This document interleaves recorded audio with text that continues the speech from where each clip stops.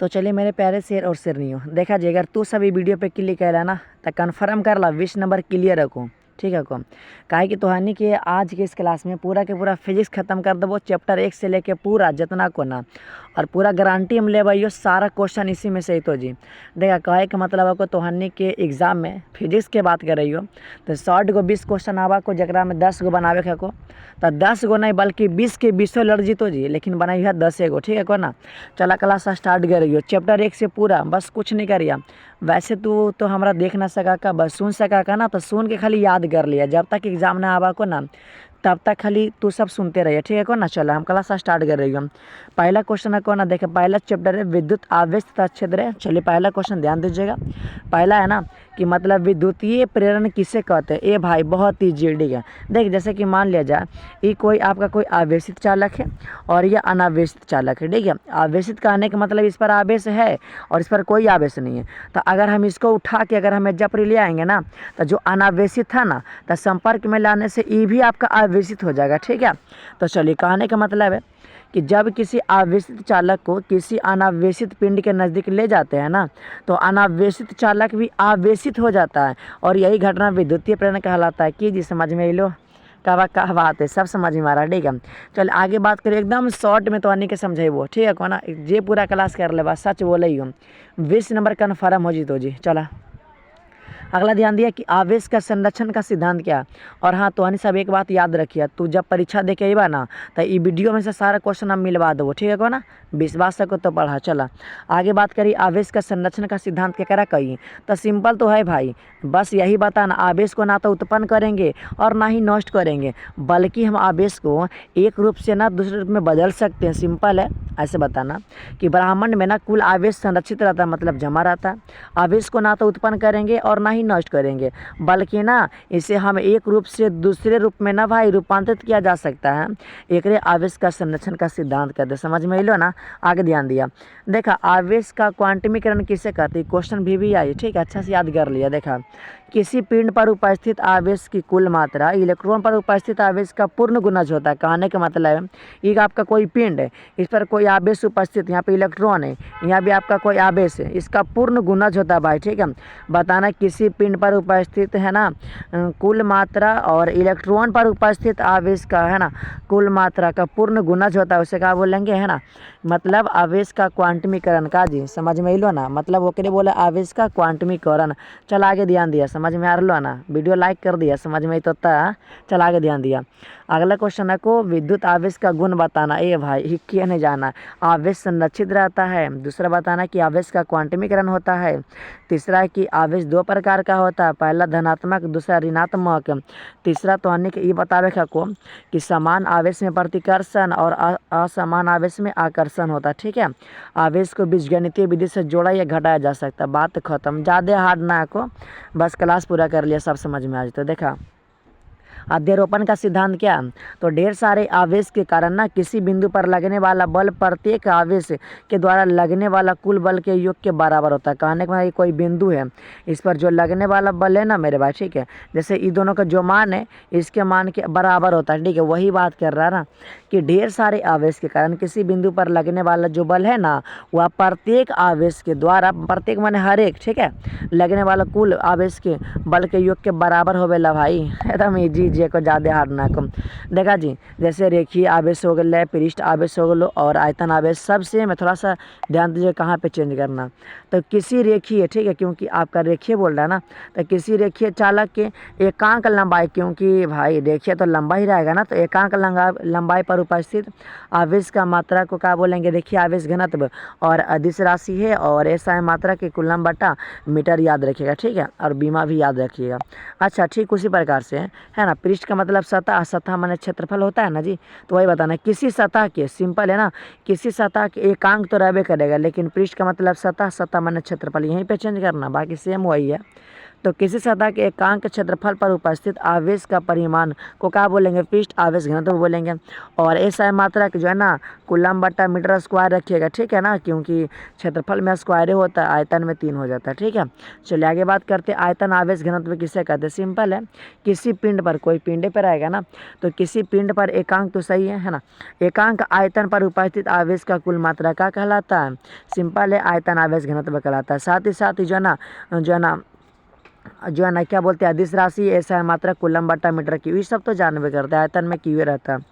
ए भाई विद्युत क्षेत्र क्या करा, चला ध्यान दिया, तो किसी आवेश के चारों ओर का वह क्षेत्र जिसकी उपस्थिति का अनुभव किया जा सकता है, कहने का मतलब है ना, ये आपका कोई है विद्युत क्षेत्र हो गया, ठीक है। यहाँ पे आपका है ना कोई चुंबक रखा है, तो क्या बताना है कि किसी आवेश के चारों ओर, जैसे कोई आपका आवेश है तो किसी आवेश के चारों ओर का वह क्षेत्र जिसकी उपस्थिति का अनुभव किया जाता है उसे क्या बोलेंगे, विद्युत क्षेत्र।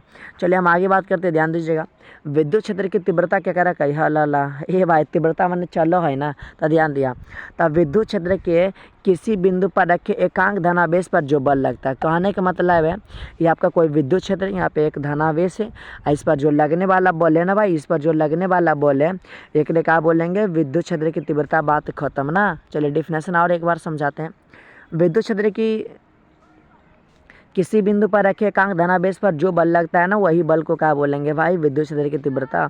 और मात्रा वगैरह भी याद रखिए, ठीक है, बीमा भी हम लिख दिए, याद कर लीजिएगा।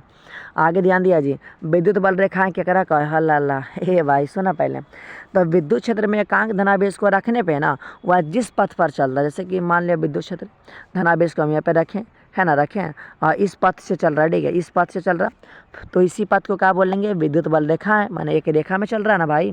तो विद्युत क्षेत्र में एकांक धनावेश को रखने पर वह जिस पथ पर चलता है उस पथ को ना विद्युत बल रेखाएं कहते हैं, बात खत्म। चलिए आगे बढ़ते हैं, अगला है 12 नंबर, ध्यान दीजिएगा, विद्युत बल रेखाएं के गुण। ए भाई सिंपल है, बताना कि विद्युत बल रेखाएं धनावेश से निकलती है और ऋणावेश पर समाप्त हो जाती है। दूसरा है कि विद्युत बल रेखाएं सतह के लंबवत निकलती है और उसी के लंबवत समाप्त हो जाती है भाई।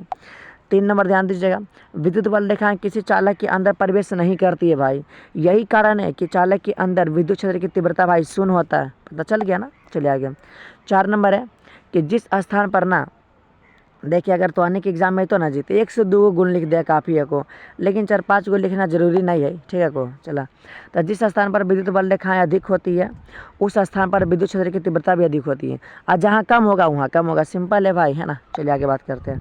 अच्छा, विद्युत बल रेखाएं एक दूसरे का काहे नहीं काटती हैं, सिंपल है भाई, जैसे मान लिया एक इधर जा रहा है ना भाई, चलिए एक ध्यान दीजिए, ठीक है, एक आपका इधर जा रहा, एक इधर जा रहा, तो भाई काटेगा तो कटान बिंदु पे 2 स्पर्श रेखा हो जाएगा ना, जो कि दिशा बताता है, जो कि ऐसा संभव है नहीं, जब भी होगा तो एक ही दिशा बताएगा, ठीक है। तो चलिए आपको हम बताते हैं, देखिए विद्युत बल रेखाएं एक दूसरे को नहीं काटती, क्यों, रीजन समझिएगा। विद्युत बल रेखा एक दूसरे को कभी नहीं काटती है, क्योंकि ऐसा होने पर ना कटान बिंदु पे 2 स्पर्श रेखा खींची जा सकती है, बताए थे ना, जो विद्युत क्षेत्र की दिशा बतलाती है, अभी जस्ट बोले थे। अतः एक बिंदु पे ना 2 गो भाई रेखा संभव हो ही ना सकता। देखा जी, जे हमारे बोलिए अगर ध्यान से सुन रहा समझ रहा तो ओकरे समझ में आई। तो आगे ध्यान दिया, 14 नंबर क्वेश्चन को पूरा दम निचोड़ क्वेश्चन को जी, कोई गैस ना को, एकरे में से तो परीक्षा में सारा क्वेश्चन लड़ जीतो, और जब तू सब परीक्षा दे के अबा ना तब मिलवा वो सारा क्वेश्चन लड़त हो, ठीक है को। ध्यान दिया, विद्युत द्विध्रुव किसे कहते हैं, तो विद्युत द्विध्रुव माने 2 को ध्रुव रहता है ना भाई, तो सिंपल बताना, जब 2 बराबर और विपरीत आवेश को एक दूसरे के अल्प दूरी पे रखते हैं उसे क्या बोलेंगे, विद्युत द्विध्रुव, है ना भाई। चलिए आगे बात करते हैं, विद्युत द्विध्रुव आघूर्ण किसे कहते हैं, तो सिंपल बताना कि आवेश के परिमाण और उसके मध्य के बीच की दूरी के गुणनफल को विद्युत द्विध्रुव आघूर्ण कहते हैं, कहने का मतलब परिमाण 5 मान लिया जाए, ठीक है, और इसके मध्य है ना, और इसके मध्य के बीच की दूरी है ना भाई, चलिए डी हो गया, ठीक है, गुणनफल को क्या बोलेंगे भाई, विद्युत द्विध्रुव बोलेंगे, बात खत्म, है ना। चलिए आगे ध्यान दीजिएगा, ऐसा है मात्रक और जो है ना सदिश राशि सभी याद रखिएगा, ठीक है। चलिए अब हम 16 नंबर की बात करते हैं, कूलम का नियम। ए भाई कूलम का नियम सिंपल है, 2 आवेश के बीच लगने वाला आकर्षण या प्रतिकर्षण बल दोनों आवेश के गुणनफल के समानुपाती और उसके बीच की दूरी के वर्ग के बीच कर्मानुपाती होता है। नहीं समझ में आया, पता है, देखा भाई 2 आवेश है कि नहीं, है ना, गुणनफल के क्या समानुपाती है ना भाई, ऊपर में समानुपाती, और इसके बीच की दूरी के वर्ग के है भाई, वर्ग है ना, स्क्वायर ना, वर्ग के व्युत्क्रमानुपाती है ना, क्योंकि बटा में व्युत्क्रमानुपाती। तो सिंपल बताना कि दो आवेश के बीच लगने वाला आकर्षण या प्रतिकर्षण बल दोनों आवेश के गुणनफल के समानुपाती और उसके बीच की दूरी के वर्ग के वृत्त के समानुपाती होता है ना भाई। और क्या बोलेंगे कूलम का नियम, और ये जो है ना बहुत ही VVI है। चलिए अगला कूलम के नियम की सीमा बताना। पहला है यह नियम केवल बिंदु आवेश के लिए सत्य है। दूसरा है यह नियम केवल स्थिर आवेश के लिए सत्य है। और तीसरा यह नियम जो है ना 10⁻⁻14 मीटर से कम दूरी के लिए लागू होबे ना करता है भाई। आगे ध्यान दीजिए, विद्युत फ्लक्स किसे कहते हैं? सिंपल है ये भाई, विद्युत फ्लक्स और एक चुंबकीय फ्लक्स, ठीक है, दोनों में याद रखिएगा, ठीक है, कुछ अंतर नहीं है, बस थोड़ा सा अंतर आपको हम बता देंगे आगे, ठीक है। देखिए विद्युत फ्लक्स किसे कहते हैं?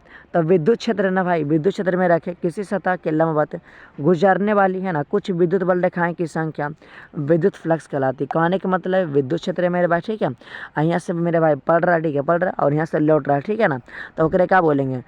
विद्युत फ्लक्स। मैंने सिंपल बताना कि विद्युत क्षेत्र में रखे किसी सतह के माने किसी सतह से गुजरने वाले, ठीक है भाई, किसी सतह से गुजरने वाली कुछ विद्युत बल रेखाओं की संख्या क्या कहलाता है? विद्युत फ्लक्स कहलाता है। चलिए गॉस का नियम या तो परमीय बोल सकते हैं।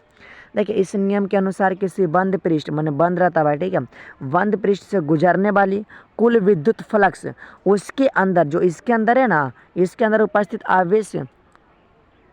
आवेश का ना 1/ε0 गुना होता है। ये बात को हमेशा याद रखिएगा। सिंपल आपको बताना है कि इसी नियम के अनुसार किसी बंद माने कोई बंद पृष्ठ है तो उससे जो गुजरने वाली विद्युत फ्लक्स है ना, तो उसके अंदर जो उपस्थित आवेश के उसका ना 1/ε0 गुना होता है भाई, यही तो बताना है, ठीक है। चलिए आगे बात करते हैं, ध्यान दीजिएगा। वायुमंडल विद्युत उदासीन नहीं होता, क्यों? ये भाई सिंपल है। देखिए वायुमंडल में क्या क्या रहता है? नाइट्रोजन, ऑक्सीजन, कार्बन डाइऑक्साइड, जल वाष्प तथा धूलकण होते हैं, सही बात है ना। और सूर्य के किरणें में क्या क्या रहता है? ध्यान दीजिएगा, ये तो हो गया आपका वायुमंडल में, लेकिन सूर्य के किरणें में यौगिक के कण और धूल कण होते हैं जो सूर्य के किरणें से टकरा कर ना भाई उसे आयनीकृत कर देते हैं भाई, इसीलिए वायुमंडल विद्युत उदासीन ना होता है। एकदम ईजी है। अच्छा थोड़ा सा समझिएगा ये वाला कि मुक्त आकाश की विद्युतशीलता का ऐसा मात्रक फैराडे/मीटर होता है और बीमा याद रखिएगा, ठीक है, वैसे ही ऑब्जेक्टिव वाला है। देखिए स्थिर है ना वैद्युत परिरक्षण का इसके जीवनोपयोगी उपयोग बताना है। ए भाई जैसे कि बरसात के समय होता है ना, तो क्या बोलता है कि उस समय जो है ना भाई खुला मैदान में नहीं घूरो, घर में पैक रहो भाई, या तो गाड़ी मोटर बस में बैठल रहो, है ना, तो वही बात है। देखिए आकाश के निश्चित क्षेत्र को बाह्य क्षेत्र से बचाने की घटना जो है ना भाई स्थिर वैद्युत परिरक्षण कहलाता है। सिंपल है, उपयोग देखिएगा। बरसात के समय आकाशीय बिजली का प्रकोप होता है ना, बोलता है भाई बिजली गिरेगा भाई, बच के रहना है। तो उस समय ना खुले मैदान में रहने से ज़्यादा बेहतर है कि कार या बस के अंदर रहे, या तो घर में रहे, है ना। देखिए भाई ठोस कोण क्या कहते हैं? ये भाई दो परिधि लेना भाई, ठीक है, इस प्रकार से मिला देंगे तो इसके जो है ना भाई, है ना, इस पर जो कोण बनता है शंकु के जैसा, ठीक है, इस पर जो कोण बनता है ना एक वो क्या बोलेंगे? ठोस कोण। देखिए कैसे आपको डिफिनेशन समझाते हैं। किसी तल, ये भाई किसी तल माने है ना किसी तल के परिधि के अलग अलग ना बोले ऐसे एगो ऐसे, ठीक है, बिंदुओं को किसी एक बिंदु पर मिलाने से एक शंकु का आकार बनता है। मिलाए ना भाई, एक शंकु बन गया, ठीक है, तो प्राप्त होता है तथा इस शंकु के द्वारा उसके शीर्ष पर माने इसके शीर्ष पर भाई एक कोण बनता है, उसी कोण को क्या बोलेंगे? ठोस कोण। बात खत्म है ना भाई। चलिए और जरा नोट्स लेवे के मन को ना एक पे मैसेज कर दिया नोट्स तो के हम दे देवो, ठीक है को ना। चलो अब दूसरा चैप्टर को पहला तो खत्म हो गलो, चलो दूसरा में आ गलियो, ध्यान दिया। देखा विद्युत विभव केकरा का? विद्युत विभव, ध्यान दिया, विभव एक विभवांतर होगा है, तब विभव छोटा है भाई तो लेकिन लाना पड़ता है दूर से, अनंत से लाएंगे। तो एकांक धनावेश को अनंत से विद्युतीय क्षेत्र के किसी एक बिंदु तक लाने में किए गए कार्य को विद्युत विभव कहते हैं, और अदिश राशि और मात्रक जो है ना वोल्ट होता है। देखिए 1 वोल्ट केकरा कहते हैं? ए भाई वही है ना, ध्यान दीजिएगा, 1 वोल्ट है। अनंत से विद्युत क्षेत्र के किसी एक बिंदु तक, है ना, एकांक धनावेश को लाने में किए गए कार्य 1 जूल के बराबर होता है भाई। परिभाषा से मौसी है लेकिन कार्य जो है ना इसमें बता दिया गया है 1 जूल के बराबर होता है। तो उस बिंदु पर ना विद्युत विभव 1 वोल्ट होता है, ओकरे क्या बोलेंगे भाई? 1 वोल्ट, ठीक है। चलिए विद्युत विभवांतर क्या? 2 विभव के बीच के अंतर को विद्युत विभवांतर कहते हैं। ऐसे या तो फिर ऐसे बताइए, एकांक धनावेश को, है ना, विद्युत क्षेत्र के एक बिंदु से दूसरे बिंदु तक ले जाने में किए गए कार्य। ये भाई जैसे कि मान लिया जाए ये आपका कोई विद्युत क्षेत्र, यहाँ से एक बिंदु से दूसरे बिंदु तक ले जाने में जो किया गया कार्य है ना ओकरे क्या बोलेंगे? विद्युत विभवांतर। लेकिन विभव में आपको अनंत से लाना पड़ेगा विद्युत क्षेत्र के किसी एक बिंदु तक, ठीक है। चलिए समविभव मतलब देखिए सम का मतलब बराबर, विभव मैंने है ना भाई, पृष्ठ मैंने सतह है ना। ध्यान दीजिए देखिए वैसा तल जिसके प्रत्येक बिंदु पर विद्युतीय विभव का मान समान होता है। सिंपल है, समविभव पृष्ठ कहलाता है माने तल कहलाता है भाई, ठीक है।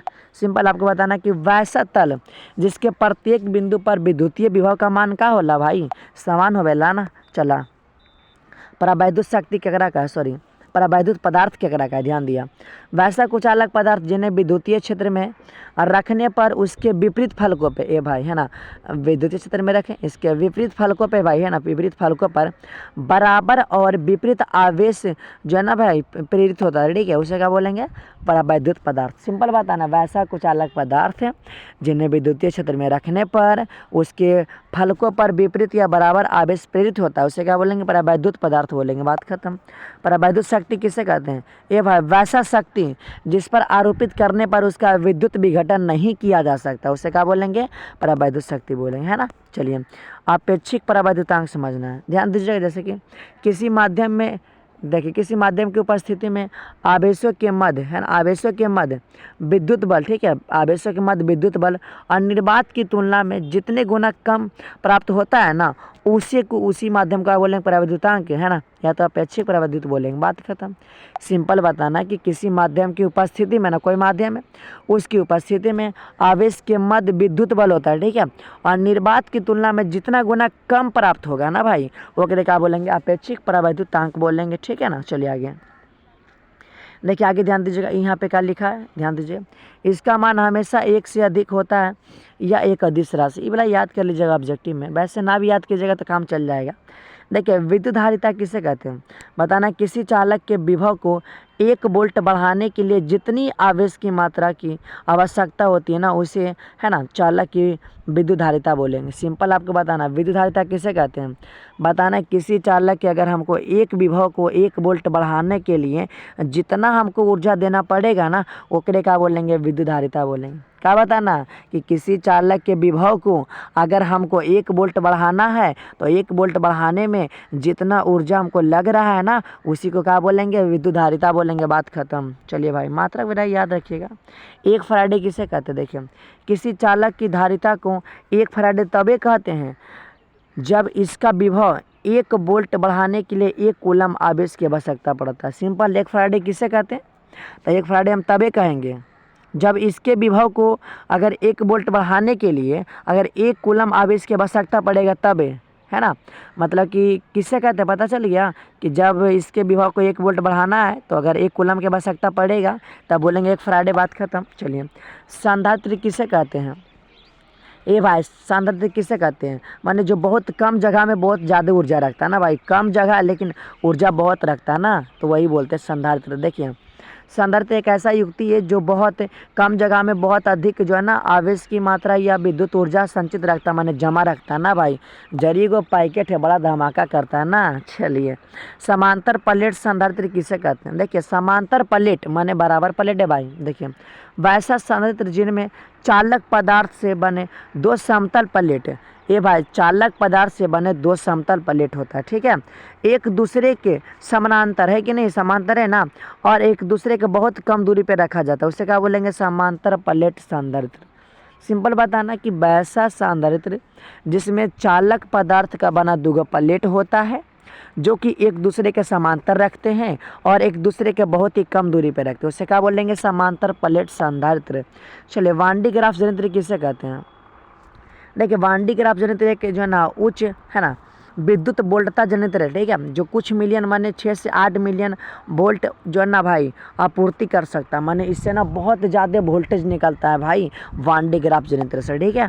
चलिए देखिए संधारित्र के किन्हीं 2 उपयोग बताना। देखिए पहला है ऊर्जा संचय के रूप में करते हैं, दूसरा इलेक्ट्रॉनिक परिपथों के रूप में करते हैं, ठीक है ना। चलिए वान डी ग्राफ जनित्र का बेल्ट विद्युत रोधी पदार्थ का क्यों बना, ए भाई जैसे कि मान लिया जाए है ना, यहाँ पे चक्का लगा है, ठीक है, यहाँ पे बेल्ट है भाई, ठीक है, और इस पर जो आवेश लिया गया है ना भाई, ठीक है, देखिए मतलब ना विद्युत रोधी पदार्थ का बना होता है कि इस पर अगर हम आवेश डालेंगे तो ये तो घूर रहा भाई है ना, तो इस पर फैले ज़्यादा नहीं बल्कि आसानी से यहाँ से लेके यहाँ तक चला जाए, ठीक है। इसीलिए भाई विद्युत रोधी पदार्थ का बना होता है, ठीक है। अगर नहीं रहेगा ना भाई तो सगरों फैल जाएगा, तो फिर ई वाला यहाँ पे जब हम डालेंगे तो क्या इधर आएगा, नहीं ना आएगा, इस पर नहीं फैले, यह गुनी जो है ना ये विद्युत रोधी का बनाते हैं। चलिए आपको समझाते हैं। वान डी ग्राफ जनित्र में बेल्ट विद्युत रोधी पदार्थ का बना होता है क्योंकि एक चालक से दूसरे चालक तक आवेश को पहुंचाना पड़ता है, जस्ट बोले थे। इसके लिए यह आवश्यक है कि बेल्ट के द्वारा जो लिया गया आवेश है ना उस पर फैले ना बल्कि एक स्थान से दूसरे स्थान तक आसानी से चला जाए, इसीलिए वान डी ग्राफ जनित्र का बेल्ट विद्युत रोधी पदार्थ का बना होता है। पता चल गया ना, जैसे गेहूँ पिसावे जाको ना जी तो बेल्टवा देखा हो ना जो चल रहा है चला देखा। ये वाला क्वेश्चन एकदम VVI बहुत ही VVI 2026 के लिए, ठीक है। ये क्वेश्चन 2026 के लिए ना बहुत ही VVI, इसको अच्छा से कर लीजिएगा है ना। देखिए समांतर प्लेट सांद्रत्र में दूसरी प्लेट का क्या कार्य है। ए भाई दूसरी प्लेट, एक प्लेट दो प्लेट, पहला को हम आवेश दे देते हैं करेंट और दूसरा को पृथ्वी से जोड़ते हैं। का है कि इसका सांद्रत्र की धारिता बढ़ जाए, जैसे अर्थिंग देते हैं ना भाई उसी प्रकार से। देखिए समांतर प्लेट सांद्रत्र में दो धातवीय प्लेट होता है, सिंपल है, जिसमें एक को आवेश की दिया जाता है और दूसरे को पृथ्वी से जोड़ दिया जाता है जिससे कि सांद्रत्र की धारिता बढ़ जाए भाई है ना। एकरे लाना चला गया, ध्यान दिया। अगला को की धारिता को प्रभावित करने वाला कारक कौन कौन है। ए भाई ध्यान दिया तो चालक का पृष्ठीय क्षेत्रफल है, चालक के निकट अन्य चालकों की उपस्थिति है, तीसरा कि चालक के चारों ओर के माध्यम पर की प्रकृति है, ठीक है भाई। चलिए उसके चालक के चारों ओर क्या माध्यम है उस पर भी निर्भर करता है। चलिए चालक की धारिता किसे कहते हैं। ए भाई चालक की धारिता है ना, ध्यान दीजिएगा, आपको हम बता देना चाहते। देखिए जब किसी चालक को आवेश दिया जाता है ना तो चालक के सतह पर विभव का मान बढ़ता है, चालक के सतह पर है ना विभव में हुआ वृद्धि और चालक को दिया गया आवेश के समानुपाती होता है। ए भाई समझिएगा, जैसे कि जब कोई हम चालक को आवेश दिए तो आवेश देने से चालक के सतह में विभव का मान बढ़ेगा ना जी, है ना। जो बढ़ गया, ठीक है, मान लीजिए बढ़ गया और जो मतलब नहीं बढ़ा था, जो नहीं बढ़ा था उसके समानुपाती होता है। एक तो बढ़ गया जो पहले से नहीं बढ़ा था उसके समानुपाती। ध्यान दीजिए जब किसी चालक को आवेश दिया जाता है ना भाई तो चालक के सतह पर विभव का मान बढ़ता है, तो चालक के सतह पर विभव में हुआ वृद्धि, ठीक है, चालक के दिए गए है ना, जो दिया गया है ना आवेश के समानुपाती होता है, माने जो दिए थे और जो बढ़ा है, ठीक है, उसी का समानुपाती होता है। ठीक है, समझ में लो ना। चला अब यहाँ से तो हनी का अगलो तीसरा नंबर चैप्टर याद रखिए, ठीक है ना, विद्युत धारा। ठीक है, देखिए जी इसमें चैप्टर आगे पीछे हो सकता है, कोई दिक्कत ना, ठीक है ना। चलिए अब हम बात करें, ध्यान दिया, धारा क्या का है, विद्युत धारा। आवेश के प्रवाह की दर को विद्युत धारा कहते हैं। एकदम ये सब लूट लीजिए भाई, यही सब क्वेश्चन आएगा, ठीक है। प्रतिरोध क्या का है, तो ध्यान दिया, प्रतिरोध है ना, प्रतिरोध किसी चालक का वह गुण है जिससे चालक के प्रवाह धारा में विरोध उत्पन्न करता है। मैंने सिंपल बताना, प्रतिरोध हम ओकरा कहते हैं जो धारा को बहने में रुकावट उत्पन्न करता है, उसे प्रतिरोध कहते हैं। सिंपल भाषा में बताना भाई। देखिए प्रतिरोधकता किसे कहते हैं, तो चालक का प्रतिरोधकता चालक के लंबाई के समानुपाती और अनुप्रस्थ काट के क्षेत्रफल के व्युत्क्रमानुपाती होता है। सिंपल है मेरे भाई, ठीक है। चलिए पता चल गया, इस प्रकार से बता सकते हैं ना भाई, चालक के लंबाई के समानुपाती माने L/A बता सकते हैं ना भाई, सिंपल है ना।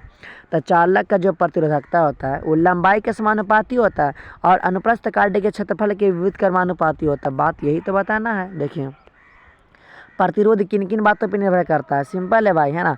अनुप्रस्थ काट के क्षेत्रफल पे करेगा, लंबाई पर करेगा, प्रकृति पे करेगा और ताप पे करेगा, बात खत्म। अच्छा अनुगमन वेग किसे कहते हैं, देखिए फ्री इलेक्ट्रॉन का वह औसत वेग जिस वेग से फ्री इलेक्ट्रॉन आरोपित विद्युत क्षेत्र के विपरीत दिशा में गति करता है मेरे भाई, माने उल्टा दिशा में जाना चाहिए इसको ऐसे, लेकिन जाएगा उल्टा दिशा में ना, तो वही तो बताना है मेरे भाई, ठीक है, कि फ्री इलेक्ट्रॉन माने मुक्त इलेक्ट्रॉन, ठीक है ना। चलिए तो फ्री इलेक्ट्रॉन वह मतलब फ्री इलेक्ट्रॉन का वह औसत वेग जिससे है ना, जिस वेग से फ्री इलेक्ट्रॉन आरोपी विद्युत क्षेत्र के विपरीत दिशा में गति करता है उसे क्या बोलेंगे, अनुगमन वेग, है ना। चलो आगे ध्यान दीजिएगा, गतिशीलता किसे कहते हैं, ध्यान दीजिए, किसी धारावाहक के गतिशीलता को धारावाहक का अनुगमन वेग है ना क्या बोलते हैं, ध्यान दीजिएगा, धारावाहक का अनुगमन वेग लेना है और आरोपित विद्युत क्षेत्र के अनुपात को क्या बोलेंगे मेरे भाई, सिंपल गतिशीलता। गतिशीलता किसे कहते हैं, है ना। तो बताना कि धारा वाहक का अनुगमन वेग और आरोपित विद्युत क्षेत्र के अनुपात को गतिशीलता बोलते हैं।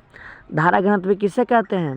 तो किसी चालक के धारा घनत्व को चालक के जो है ना इकाई अनुप्रस्थ काट के क्षेत्रफल से प्रवाहित होने वाली धारा को, है ना, क्या बोलेंगे? धारा घनत्व। मैंने ऐसे बताना है कि किसी चालक के इकाई, है ना, इकाई क्षेत्रफल से प्रवाहित होने वाली धारा को क्या बोलेंगे? धारा घनत्व बोलेंगे। बात खत्म। चलिए आगे ध्यान दीजिएगा। ओम का नियम की सीमा बताना है ना। तो ओम के नियम हमेशा चालक के लिए लागू होता है। जब ताप और भौतिक राशियां नियत होता है तबे भाई, ऐसा नहीं होगा। ओम के नियम गैसीय सतह के लिए लागू नहीं होवेला भाई। ओम के नियम अर्धचालक के लागू नहीं होता, ऐसा वाला नहीं होगा। चलिए, विद्युत शक्ति किसे कहते हैं? तो विद्युत शक्ति को विद्युत परिपथ में कार्य करने की दर को, माने विद्युत परिपथ में कार्य करने की दर को विद्युत शक्ति कहते हैं। ठीक है ना। वाट्री किसे कहते हैं?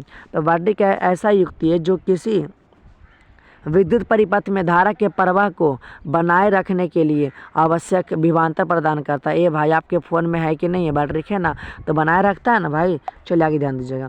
विद्युत वाहक बल किसे कहते हैं? ध्यान दीजिएगा। किसी परिपथ में एकांक आवेश को प्रवाहित करने के लिए सेल के द्वारा जितना ऊर्जा दिया जाता है, ये भाई सिंपल बताना कि कोई परिपथ है ना भाई, तो किसी परिपथ में एकांक आवेश को प्रवाहित करना है तो करने के लिए सेल के द्वारा जो ऊर्जा दिया जाता है ना भाई, उसी ऊर्जा को क्या बोलेंगे? विद्युत वाहक बल बोलेंगे, है ना। ध्यान दीजिए। टर्मिनल विभवांतर किसे कहते हैं? ध्यान दीजिए। किसी बंद परिपथ में सेल के दोनों, ए भाई बैटरी होता है ना, तो इसमें नॉर्थ और साउथ रहता है ना भाई, ध्यान दीजिएगा, है ना। चलिए, तो क्या आ जाएगा ना, ध्यान दीजिएगा। तो क्या बोलते हैं ना कि किसी बंद परिपथ में सेल के दोनों टर्मिनलों के बीच विभवांतर को ही, ए भाई मान लीजिए पहला टर्मिनल है, दूसरा टर्मिनल है, तो इसके बीच जो विभवांतर है ना भाई, एक लिए बोलेंगे टर्मिनल विभवांतर। बताना कि सेल के दोनों टर्मिनलों के बीच के विभवांतर को टर्मिनल विभवांतर कहते हैं। देखिए, आंतरिक प्रतिरोध क्या है? इस सब क्वेश्चन बहुत ही लाजवाब है ना। देखिए, बैटरी के भीतर आवेशों के प्रवाह में सेल के इलेक्ट्रोड लाइट के द्वारा जो रुकावट उत्पन्न होता है, ये भाई कोई आपका आवेश है, ठीक है, इसके अंदर ना भाई, है ना, मतलब कि सेल के इलेक्ट्रोड लाइट के द्वारा, इसको जानना चाहिए, लेकिन इस लाइट के द्वारा ना यहाँ रुकावट उत्पन्न हो गया भाई, है ना। तो सिंपल बताना कि बैटरी के भीतर आवेश के प्रवाह में सेल के इलेक्ट्रोड लाइट के द्वारा जो रुकावट उत्पन्न होता है वगैरह बोलेंगे आंतरिक प्रतिरोध। माने आंतरिक माने अंदर में, प्रतिरोध माने रुकावट, जो अंदर में, जो सेल के अंदर में रुकावट उत्पन्न करता है भाई, ओकरे ना बोलेंगे। देखिए, विद्युत धारा का उसमें प्रभाव क्या है? विद्युत धारा का उसमें प्रभाव उसे कहते हैं ना भाई, जैसे कि कोई तार है, तार में करंट जा रहा तो तार गर्म हो गया ना भाई, तो ओकरे बोलेंगे विद्युत धारा का उसमें प्रभाव, है ना। ध्यान दीजिए। जब किसी चालक से विद्युत धारा प्रवाहित होती है तो चालक गर्म हो जाते हैं, और इसी का बोलेंगे विद्युत धारा का उसमें प्रभाव। बात खत्म, है ना। देखिए, जूल का नियम क्या है भाई? ध्यान दीजिएगा। इस नियम के अनुसार किसी चालक में उत्पन्न, है ना भाई, ईजी है, ज़्यादा हम फास्ट नहीं पढ़ा रहे हैं, ठीक है, आराम से खाली सुनिएगा। इस नियम के अनुसार किसी चालक में उत्पन्न ऊष्मा का मान, कोई चालक है भाई और उस चालक में ना ऊष्मा जो है ना उत्पन्न हो रहा है, ठीक है, तो उसका मान जो है ना चालक से प्रवाहित होने वाली धारा का वर्ग तथा चालक के प्रतिरोध एवं समय पर निर्भर करता है। यही बताना कि कोई अगर चालक है, अगर उस चालक में जो है ना ऊष्मा उत्पन्न हो रहा है, तो उस चालक से जो प्रवाहित होने वाली जो भी है ना धारा है ना, वर्ग, धारा का वर्ग, है ना, तथा जो है ना चालक का प्रतिरोध और समय पर निर्भर करता है। वही ना बोले भाई, देख रहे हैं, धारा का वर्ग है ना भाई, ठीक है। चलिए आगे ध्यान दीजिएगा।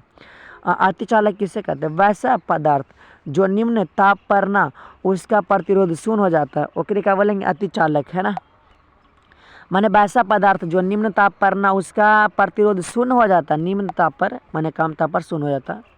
व्योमापी किसे कहते हैं? व्योमापी एक ऐसा युक्ति है ना जिसका उपयोग हम विद्युत वाहक बल तथा आंतरिक प्रतिरोध मापने के लिए करते हैं। बात खत्म। बोलेगा एग्जाम में व्योमापी किसे कहते हैं? तो भाई व्योमापी हम ओकरा कहिए जेकर उपयोग हम विद्युत वाहक बल और आंतरिक प्रतिरोध मापे ला कर रही, ओकरे बोले का, है ना। चला, ताप युग्म का बा, ए भाई ये जी है, जब दो उपयुक्त पदार्थ को आपस में एक साथ, है ना, एक दूसरे के साथ, है ना, एक दूसरे के समय क्या बोलते हैं, एक दूसरे के साथ दोनों संधियों के बीच कुछ तापांतर रखते हुए भाई जोड़ देते हैं। ये भाई जैसे कि मान लिया जाए ये कोई पदार्थ, ये पहला पदार्थ है, ये दूसरा पदार्थ है, ठीक है। तब बीच में ना कुछ तापांतर रखते हुए जोड़ देते हैं, उसे क्या बोलेंगे, ताप युग्म बोलते हैं, ठीक है। परिभाषा है, जब दो उपयुक्त पदार्थ को आपस में एक दूसरे के साथ, यहाँ पे साथ रगड़ी के साथ दोनों संधियों के बीच कुछ तापांतर रखते हुए जोड़ दिया जाता है, उसे क्या बोलेंगे, ताप युग्म बोलेंगे, ठीक है। युग्म का मतलब जोड़ना भाई, ऐसे याद रखिएगा, ठीक है ना। सी वेग प्रभाव, ये क्वेश्चन लाजवाब है। देखिए देखिए किसी ताप युग्म, अभी बोले ना ताप युग्म, किसी ताप युग्म के दोनों संधियों, अभी बोले ना जी ताप युग्म में दो संधि रहता है, जोड़ते हैं, है ना। तो किसी ताप युग्म के दोनों संधियों के बीच तापांतर के कारण उत्पन्न विद्युत को, ये भाई जैसे कि यहाँ पे है ना संधि है ना भाई, इसके बीच जो है ना तापांतर है ना भाई, तापांतर के कारण जो उत्पन्न होता है का विद्युत, वो के बोलेंगे सेविक प्रभाव, है ना भाई। तो सिंपल बताना, किसी ताप युग्म के दोनों संधियों के बीच तापांतर के कारण जो उत्पन्न होता है ना विद्युत, ओकरे क्या बोलेंगे, सी वेग प्रभाव बोलेंगे, ठीक है। चलिए पेल्टियर प्रभाव क्या है, ये सभी क्वेश्चन लाजवाब है। देखें, यदि किसी ताप युग्म के दोनों संधियों से धारा प्रवाहित होती है, सेम परिभाषा है, ठीक है, तो उस संधि पर या तो ऊष्मा का अवशोषित होता है या तो उत्पन्न होता है, इससे पेल्टियर प्रभाव बोलेंगे। ए भाई जैसे है ना भाई, यहाँ पे संधि, ठीक है, चलिए, है ना, इससे धारा जब प्रवाहित होता है ना भाई, तो यहाँ पे दो कंडीशन होगा, या तो ऊष्मा बाहर निकलेगा या तो ऊष्मा अंदर आएगा, उसे क्या बोलेंगे, पेल्टियर प्रभाव। सिंपल बताना है कि जब ताप युग्म के दोनों संधि से अगर धारा प्रवाहित हो रहा है तो उस कंडीशन में वहाँ पे धारा उत्पन्न होगा, या तो जो है ना भाई, है ना। चलिए समझ में आ गया ना। चलिए किरचॉफ्स का नियम बताना, प्रथम नियम। देखिए कुछ नहीं है, देखिए आने वाली माने आ सनम जा सनम माने बराबर है ना। तो इस नियम के अनुसार किसी बिंदु या संधि पर आने वाली धारा का बीजगणितीय योग और जाने वाली धारा का बीजगणितीय योग के बराबर होता है भाई, है ना। आ सनम जा सनम ना भाई, जितना आ रहा है उतना जा रहा है, उसके सब के बराबर होता है, ठीक है। तो इस नियम में क्या होता है कि कोई बिंदु पे आने वाली धारा का बीजगणितीय योग जाने वाली धारा के बीजगणितीय योग के बराबर होला भाई। चला के ध्यान दें, किरचॉफ्स के दूसरा नियम है, बहुत ईजी है। देखिए इस नियम के अनुसार किसी बंद परिपथ में प्रवाहित होने वाली, कोई बंद परिपथ है ना, और उसमें प्रवाहित होने वाली धाराओं तथा प्रतिरोध के गुणनफल का योग तथा परिपथ में जुड़े विद्युत वाहक बल के योग के बराबर होला भाई। ये भी कुछ हार्ड ना है, एक से दो बार पढ़िएगा समझ में आ जाएगा। देखिए विभवमापी एवं जो है ना वोल्टमीटर दोनों का उपयोग विभवांतर मापने के लिए है ना किया जाता है भाई। क्यों, कोई रीजन होगा ना भाई, है ना। चलिए देखिए किया जाता है, यहाँ पे क्वेश्चन में आंसर नहीं किया जाता है, किसी एक ही, है ना, किसी एक ही काम के लिए इस प्रकार के दो यंत्रों का आवश्यकता क्यों है। मैंने देखिए आपका जो विभवमापी है ना भाई, है ना, देखिए क्या बोलते हैं, विभवमापी और वोल्टमीटर दोनों का उपयोग है ना हम विभवांतर मापने के लिए करते हैं। मैंने काम एक ही है लेकिन मशीन दो दो गो है, ऐसा काहे करते हैं, चलिए आपको हम समझाते हैं, ध्यान दीजिएगा। देखिए वोल्टमीटर किन्हीं दो बिंदुओं के बीच विभवांतर मापते समय उसके धारा में कुछ कमी आ जाती है, जैसे माप रहा भाई तो उसके धारा में कुछ कमी आ जाएगा, है ना। इससे स्पष्ट है कि वास्तविक से कुछ कम विभवांतर मापता है, जितना जा रहा भाई उससे कम है ना मापता है, ठीक है। अच्छा ये तो हो गया विभवांतर माप दिया वोल्टमीटर। अब देखिए विभवमापी मुख्य परिपथ में से कोई धारा नहीं, है ना, कोई धारा नहीं होता है, ठीक है, कोई धारा नहीं होता है और आदर्श स्थिति में विभवांतर को मापता है, इसलिए इसमें कोई त्रुटि नहीं होता है। देख रहे हैं ना, दोनों का उपयोग कर दे, एक में तो रह गया त्रुटि, एक में नहीं रहा, है ना। चलिए अब आ गया ना आप सभी का छठा चैप्टर। देखिए जी आपका ना चैप्टर आगे पीछे हो सकता है, कोई दिक्कत ना, लेकिन पूरा बताएंगे, है ना, ध्यान दीजिएगा। विद्युत चुंबकीय प्रेरण आ गया, ठीक है, ध्यान दीजिए। विद्युत चुंबकीय प्रेरण किसे कहते हैं पहले यही तो समझना है भाई, ठीक है। देखिए जैसे कि मान लिया जाए मेरे भाई, ठीक है, कि आपका कोई कुंडली, आपको हम समझाते हैं पहले, ये आपका कोई कुंडली है ना, और ये आपका कोई है ना चुंबक है, तो इसके बीच ना भाई हम गति करवाएंगे। जैसे चुंबक के पास लाते तो गति होता है ना भाई, है ना, तो गति करवाते हैं ना, तो इसमें एक विद्युत वाहक बल उत्पन्न होता है ना, इसमें विद्युत वाहक बल उत्पन्न होता है जिससे एक कुंडली में कोई धारा आ जाता है, ठीक है भाई, तो उससे क्या बोलेंगे, विद्युत चुंबकीय प्रेरण। माने चुंबक से हो रहा है भाई विद्युत ना, नामे में छुपल है, ध्यान दीजिएगा।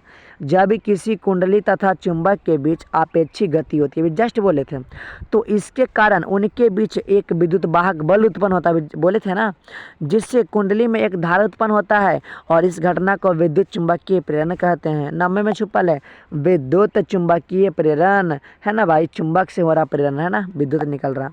अच्छा, चुंबकीय फ्लक्स आ गया। ये भाई इसके पीछे कुछ और बताए थे ना, चलिए देखिए चुंबकीय फ्लक्स का। देखिए चुंबकीय क्षेत्र में रखे, है ना, किसी पृष्ठ के लंबवत गुजरने वाले कुछ, है ना, बल रेखाओं की संख्या, चुंबकीय बल रेखाओं की संख्या, जैसे कि आपका है ना इस प्रकार से गुजर रहा मेरे भाई, ठीक है, इस प्रकार से, है ना, तो चुंबकीय क्षेत्र में रखिएगा, है ना, तो चुंबकीय क्षेत्र में रखिए किसी पृष्ठ से लंबवत गुजरने वाली चुंबकीय बल रेखाओं की संख्या चुंबकीय फ्लक्स कहलाता है। और वेबर है, इसका मात्रक है, बीमा है और राशि है, याद कर लीजिएगा। देखिए ये तो है 5 नंबर वाला, अच्छा से कर लीजिएगा। फैराडे का प्रथम नियम क्या कहता है।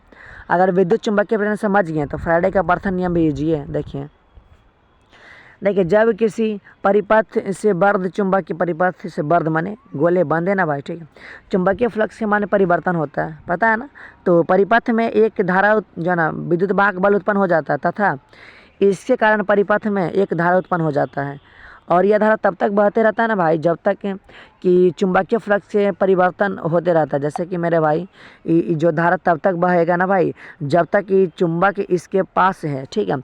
अगर इस चुंबक को हम बाहर हटा देंगे ना तो इसमें धारा जेबे ना करेगा। तो सिंपल आपको बताना है, ठीक है, कि जब किसी परिपथ से ना चुंबकीय फ्लक्स के माने परिवर्तन होता है तो उस कंडीशन में परिपथ में एक विद्युत वाहक बल उत्पन्न होता है, साथ ही साथ ना भाई एक धारा उत्पन्न होता है और यह धारा तब तक बहते रहता है जब तक ना भाई चुंबक उसके पास है। अगर चुंबक को हटा देंगे ना भाई तो धारा बहबे ना करेगा।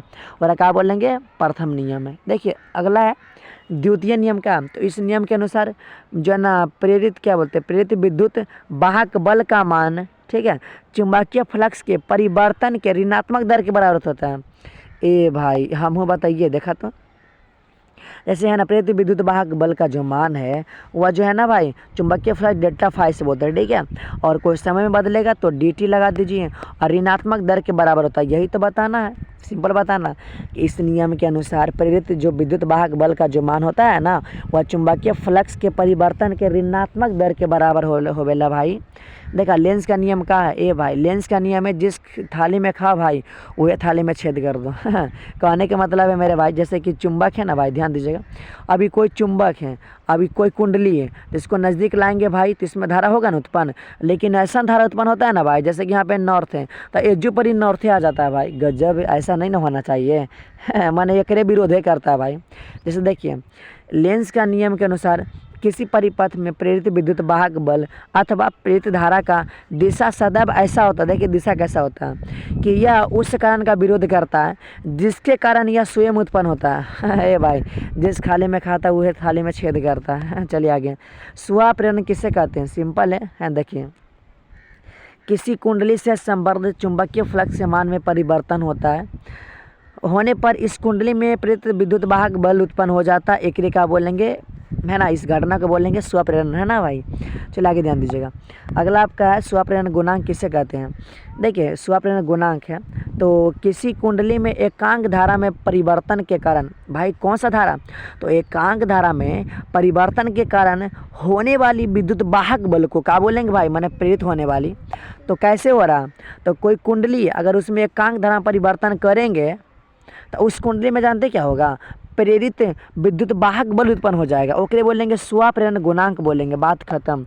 देखिए अन्योन प्रेरण मतलब किसे कहते हैं, देखिए इजी है। देखिए जब एक कुंडली में प्रवाहित धारा के मान में परिवर्तन करने से पास रखी दूसरी कुंडली में ना भाई विद्युत वाहक बल उत्पन्न होता है। कहने का मतलब है मेरे भाई, है ना, ये आपका कोई एगो कुंडली रखा है, ठीक है, देखिए ठीक है, यहाँ पे है भाई, ठीक है, और यहाँ पे आपका दूसरा कुंडली, ठीक है भाई।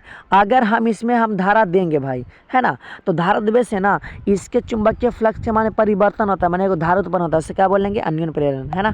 देखिए किसी एक कुंडली में प्रवाहित धारा के मान में परिवर्तन करने से क्या होता है ना कि पास में रखल जो दूसरा कुंडली है ना भाई, ओकरे में विद्युत वाहक बल उत्पन्न हो गए वाला। तो क्या हुई भाई, अन्योन प्रेरण। समझ में आ गया ना। देखिए हम अन्योन प्रेरण गुणांक किसे कहते हैं, देखिए इजी है, ज़्यादा हार्ड भी नहीं, चलो आपको बताते। देखिए हम इसमें जो है ना दो कुंडली का अन्योन प्रेरण गुणांक किसी दूसरी कुंडली में प्रेरित जो है ना उस विद्युत वाहक बल के बराबर होता है जो प्राथमिक कुंडली में धारा परिवर्तन की दर एकांक होने पर उत्पन्न हुआ था। देख रहे हैं, एकांक होने पे मेरे भाई, ठीक है। देखिए आपको समझाते हैं। दो कुंडली का अन्योन प्रेरण गुणांक जो है ना किसी जो दूसरी कुंडली, ठीक है, किसी दूसरी कुंडली में जो है ना प्रेरित उस विद्युत वाहक बल के भाई बराबर होता है जो प्राथमिक कुंडली में धारा परिवर्तन के होता है मेरे भाई, ठीक है। ये बात को हमेशा याद रखिएगा, ठीक है। समझ में आइलो ना जी, कुछ हार्ड ना को।